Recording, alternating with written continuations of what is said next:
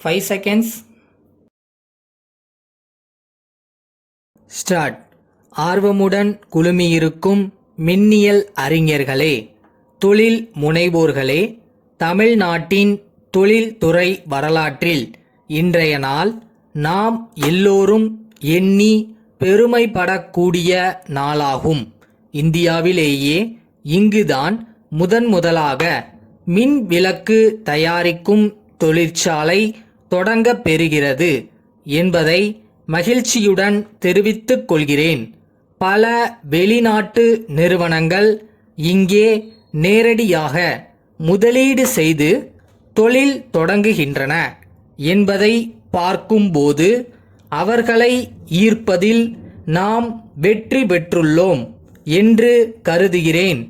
இதற்கு காரணம் நாம் அளிக்கின்ற சிறந்த அடிப்படை வசதிகள், திறமையான உழைக்கும் சக்தியுடன் கூடிய நிர்வாக அமைப்புகள், எல்லாவற்றிற்கும் மேலாக அவர்களுடைய தொழில் கொள்கைக்கு ஆதரவான சூழ்நிலை இங்கே நிலவுவது ஒரு நல்ல வாய்ப்பாகும். இன்றைக்கு இங்கே தொடங்கப்பெறும் தொழிற்சாலை சில 100 பேர்களுக்கு வேலை வாய்ப்பை கொடுக்கும் என்று குறிப்பிட்டார்கள். இந்த எண்ணிக்கை ஆயிரக்கணக்கில் பெருக வேண்டும். வெளிநாட்டிலிருந்து வருகின்றவர்களிடம் தொழில் துவங்குவதற்கேற்ற அமைதியான சூழ்நிலை தமிழ்நாட்டில் இருப்பதாக சொல்லியிருக்கிறேன். அதை ஏற்றுக்கொண்டு வெளி மாநிலங்களிலிருந்தும் தொழில் முனைவோர் இங்கே வர தொடங்கியிருக்கிறார்கள்.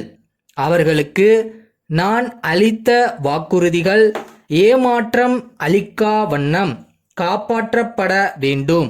அந்த பொறுப்பு இந்த அரசுக்கு மட்டுமல்ல, தமிழ்நாட்டிலுள்ள தொழிற்சங்கவாதிகளுக்கும் பாட்டாளி பெருமக்களுக்கும் இருக்கிறது என்பதை நான் எடுத்துக்காட்ட கடமைப்பட்டிருக்கிறேன். தொழிலாளர் தோழர்களுடைய நன்மையிலும் நல்வாழ்விலும் அக்கறை கொண்டு பணியாற்றி வருகிற அரசு இது என்பதை அவர்கள் நன்றாக அறிவார்கள். தொழில் வளர்ச்சியில் தொழிலாளர்களுக்கு எவ்வளவு அக்கறையும் ஆர்வமும் இருக்கிறதோ அதே அளவு முக்கியம் வாய்ந்தது தொழிற்சங்கவாதிகளின் பங்கு என்றால் அது மிகையாகாது.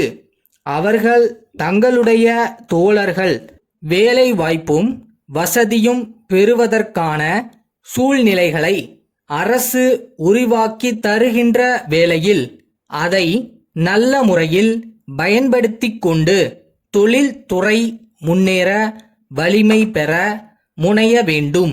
தமிழ்நாட்டை பொறுத்தவரை தொழில்துறையில் அமைதியும் நிர்வாக மேம்பாடும் தொழிலாளர்களின் ஆர்வத்தோடு கூடிய ஈடுபாடும் தான் நமக்கு பெரும் துணையாக இருக்கிறது.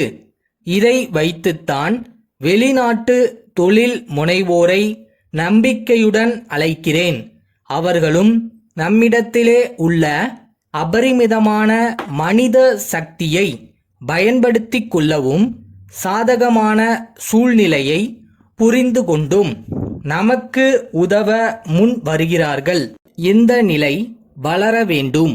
அப்போதுதான் வேலையில்லா திண்டாட்டத்தை ஓரளவுக்காவது நாம் கட்டுப்படுத்தி இளைஞர்களின் எதிர்காலத்தை வெளிச்சமாக்க முடியும்.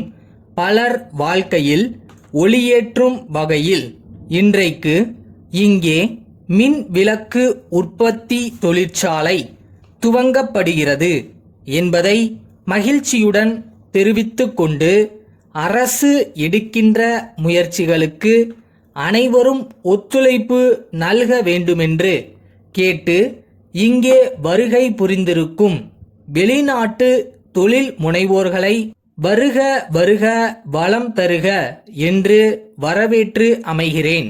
தமிழ்நாடு இந்து அறநிலையத்துறை ஆணையாளருக்கு தஞ்சாவூர் ராஜராஜன் மேல்நிலைப்பள்ளி தலைமை ஆசிரியர் எழுதும் கடிதம். ஐயா, எங்களது மேல்நிலைப்பள்ளி கடந்த 20 ஆண்டுகளாக பெயர் பெற்று விளங்கி வருகிறது. பள்ளி மாணவர்களில் சாரணர் பிரிவு ஒவ்வொரு ஆண்டும் கோடை விடுமுறை நாட்களில் பொது சேவையில் ஈடுபட்டு வருகின்றனர். இந்த வகையில் பக்கத்தில் அமைந்துள்ள ஒரு புராதன கோயிலை தூய்மை செய்யும் பணியை இந்த ஆண்டு மேற்கொள்ள விரும்புகிறார்கள். அதற்காக தஞ்சாவூரிலிருந்து 4 கல் தொலைவில் பூங்குளம் கிராமத்தில் உள்ள பழைய புராதனமான சோமசுந்தரர் ஆலயத்தை தேர்வு செய்திருக்கிறார்கள். கோபுரத்திலும் கீழேயும் உள்ள பாசிபடிந்த சிற்பங்களை தேய்த்து சுத்தம் செய்வது, சுற்று நடைபாதையில் இருக்கும் முட்புதர்களை அகற்றுவது, கோபுரங்களிலும் சுவர்களிலும் முளைத்துள்ள செடிகளை களைவது போன்ற வேலைகள் இதில் அடங்கும்.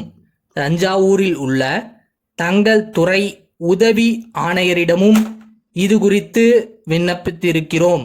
மாணவர்களுக்கு பொது தொண்டில் இருக்கும் ஆர்வத்தை வளர்க்கும் முறையில் தாங்கள் இதற்கான அனுமதி வழங்கி உதவ வேண்டுமென்று கேட்டுக்கொள்கிறேன். தங்களது விரைவான பதிலை எதிர்பார்க்கிறோம். தங்கள் நம்பிக்கையுள்ள